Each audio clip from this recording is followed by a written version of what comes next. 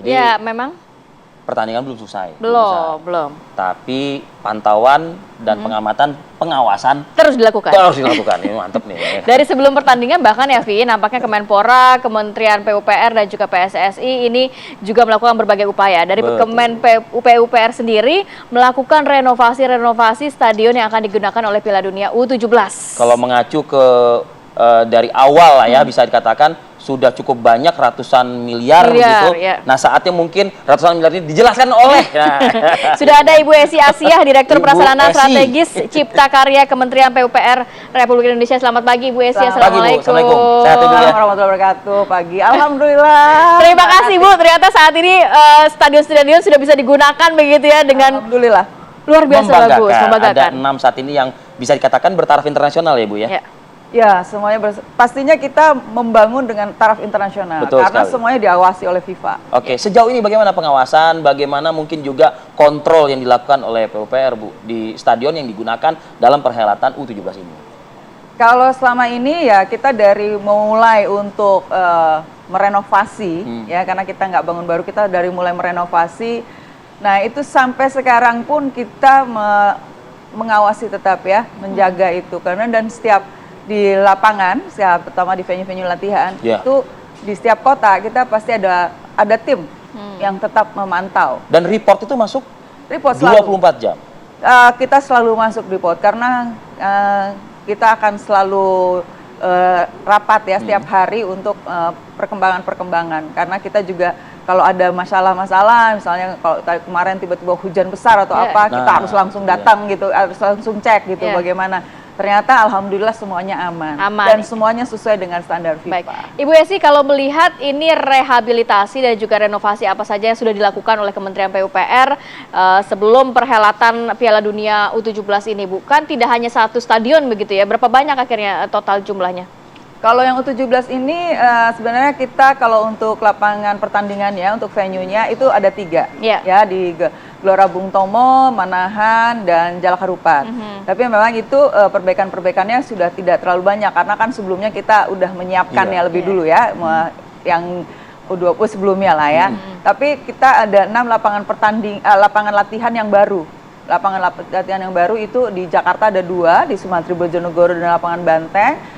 Di Bandung itu ada 2, di Saraga dengan di Arca Manik, dan di Solo itu juga ada 2, di lapangan Luluan dan Karanganyar, dan di lapangan UNS di Surakarta. Jadi ada 6 lapangan latihan yang perlu kita benahi dan itu cukup total untuk FOP-nya, play of play-nya. Jadi untuk rumput dan lampu, drainasenya, air dan lain-lain, dan juga pembenahan lapangan ruang ganti.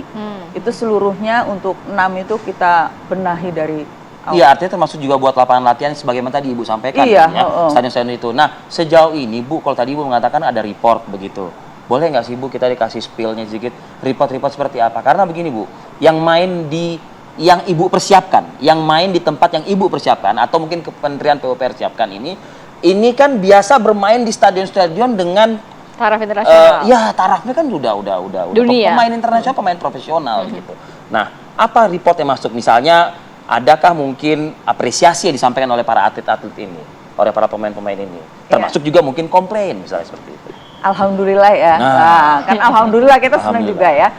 Ternyata mereka happy gitu ya, senang gitu ya dengan lapangan-lapangan pertandingan, termasuk lapangan latihannya ya. Mereka begitu lihat lapangan latihannya, FIFA pun dari awal senang ya, begitu kita terus terang kita kan ngerjainnya cukup singkat ini kan. Nah jadi begitu lihat dia pikir kita kayak simsalabim bisa merubah karena kita ngerjainnya kurang lebih cuma sebulan saat itu. 1 bulan ya. 1 bulan. Nah FIFA sendiri juga merasa happy lihat lapangan-lapangan latihan yang sudah kita kerjakan 1 bulan ini gitu. Jadi tanggapannya bagus. Rata-rata positif ya? Rata-rata positif ya, rata-rata positif gitu. Karena saya bilang kayak kita mantau ya, kayak di Jalak Harupat, kita pernah tuh hujan besar dan anginnya cukup ya kayak badai gitu ya. Dan intensitasnya itu kan cukup besar ya.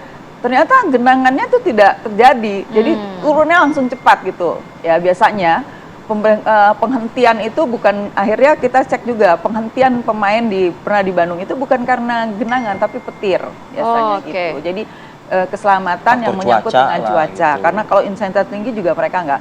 Tapi begitu selesai langsung turun mereka akan main lagi. Ya karena ini pemain-pemain profesional kalau tarekam mau ada petir mau apa main aja terus gitu. Tapi intinya sih semuanya happy kan. Semuanya happy. Tapi ada catatan tersendiri nggak sih Bu dari FIFA? Kita tahu kan kalau FIFA sendiri juga mempunyai standar begitu ya. Ada catatan tersendiri nggak dari FIFA? Oh, catatannya sebelum kejadian setiap saat catatannya ada. FIFA ini paling teliti, paling detail sekali, dan kadang orang satu dengan orang lain suka ada hal-hal yang perlu ada perbedaan gitu ya. Jadi kita kan berapa kali nih FIFA datang, jadi mereka intens untuk cek lapangan. Ya terakhir juga mereka minta misalnya nih ada tangga yang keluar dari stadion.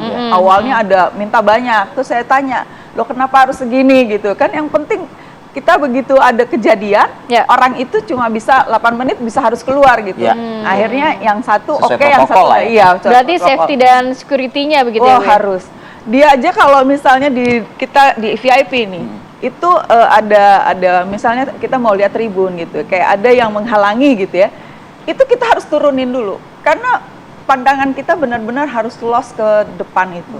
Nah itu, jadi benar-benar detailnya ini banget FIFA itu. Jadi berapa kali kita harus membongkar tribun VIP itu karena tidak boleh terhalang sedikit pun.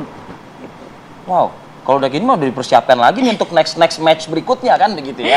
Jadi tidak perlu ada renovasi yang besar-besaran nantinya ya kalau ada perhelatan besar lagi di Indonesia pastinya. Betul. Ya sih kita jeda dulu ya Bu. Siap. Kami akan kembali saat lagi.